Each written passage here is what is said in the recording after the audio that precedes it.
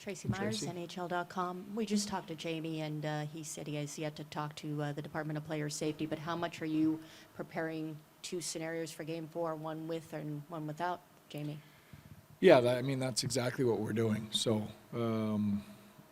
we've got a lineup with him and without him, and we'll see what's said. And bottom line is they're going to drop the puck tomorrow at 7, and we've got to win a game.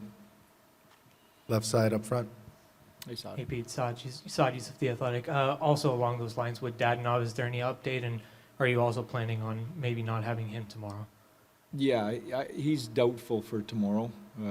He left last night, so I would say he's probably, we'll see. He's going to get some diagnostics today, and we'll know a little bit more, but I would say doubtful.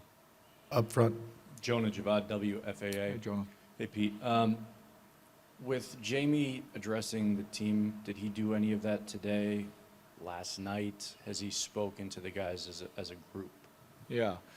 I don't think, you know what, I actually don't know the answer to that. We had a team meeting this morning. I think informally he talked to everybody last night at different points. I don't know if it was all collectively together, but but the bottom line is that there's consequences for actions, and he's paying the consequences for that. He did last night, and he's got a hearing today for that. And it's from our group's perspective, I think everybody wants to see Jamie Benn play again. I think we all want to make sure his season doesn't end on a note like that, and I think the guys are going to work their ass off to make sure that they give him a chance to play again. In the middle, fourth row. Hey Pete, with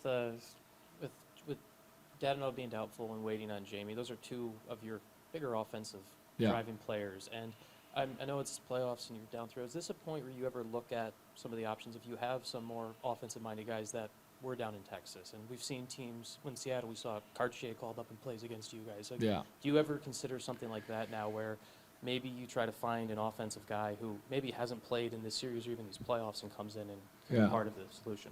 No, it's a good question, Sean. I think, we met with Jim and Scott White, who's a GM down there this morning, about all the options that are available to us.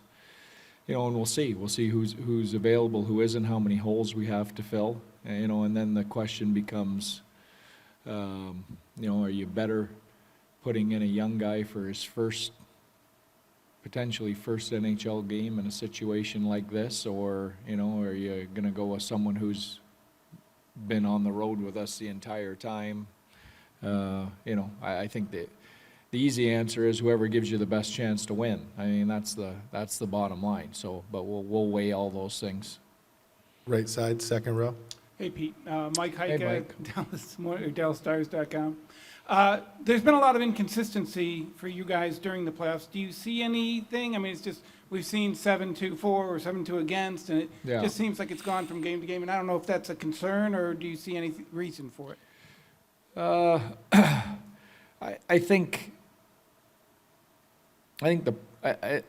part of it is the other team you're playing. You got, you're down to the 4 best, but even at 16, you're down to, like we said, I think 7 of the 8 teams in the Western Conference were 100-plus point teams. So the other teams have a big piece in that. Just like when we win by multiple goals, I think that's the case. So I think that's a part of it.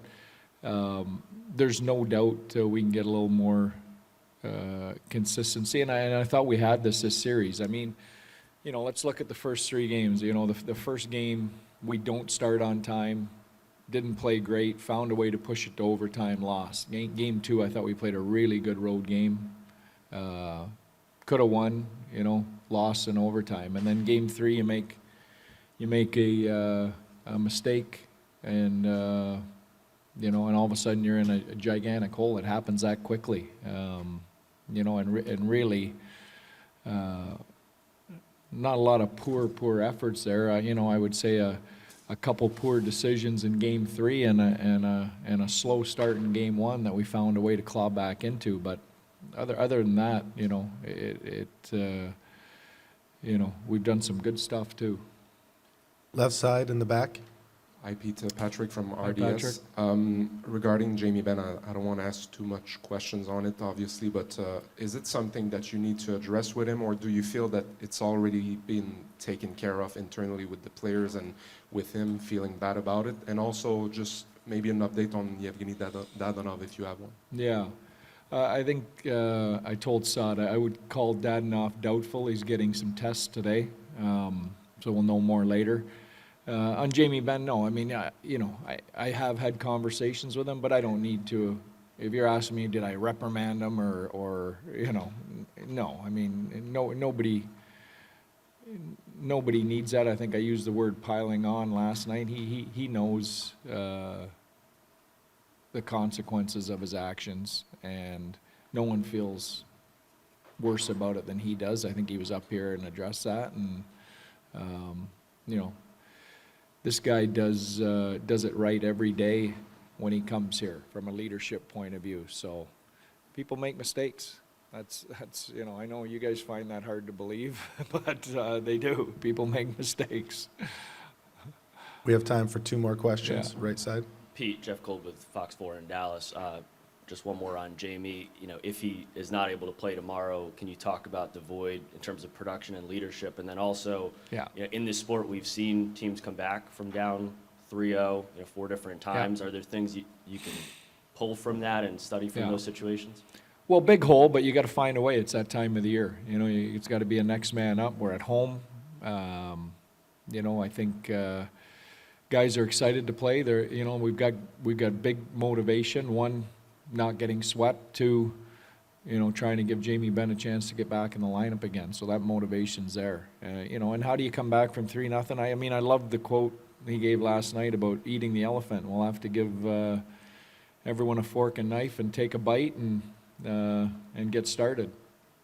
Last question. Hey, Pete, this is a goalie question, but not about who's playing tomorrow night. It's a question of you're the only. Well, Ottinger's playing tomorrow night, so we'll put that to rest. Yes, but now. you're the only coach of the 4 who's had the same starting goalie every game. Jake's played more games than everyone else, and now part of that has been some injuries, some guys. But what is the management and challenge of handling goalies now in today's day and age, where we see there's a certain number of guys seem to get more tired, or we see some teams have used multiple guys. Just what's the management like that now for you as it's evolved? Yeah. Well, that's real, and it's a good question, and it's something that goes into every decision we make. I think, when I look at Jake, down the stretch, we didn't have the option of not playing him. We were fighting for positioning, and Wedgwood was hurt. So, that was, we did start Matt Murray gave him a couple starts from the American League down the stretch, but that was just a reality. It was situational more than anything, and then I think that's something you'll look at in the off season. If it's decided that he did play too much, I think, sometimes the situation demands that, and you gotta fight through. I know talking to him, he says he feels great, doesn't feel any energy issues. That's conversations we have every day. We've limited his practice time, things like that. So.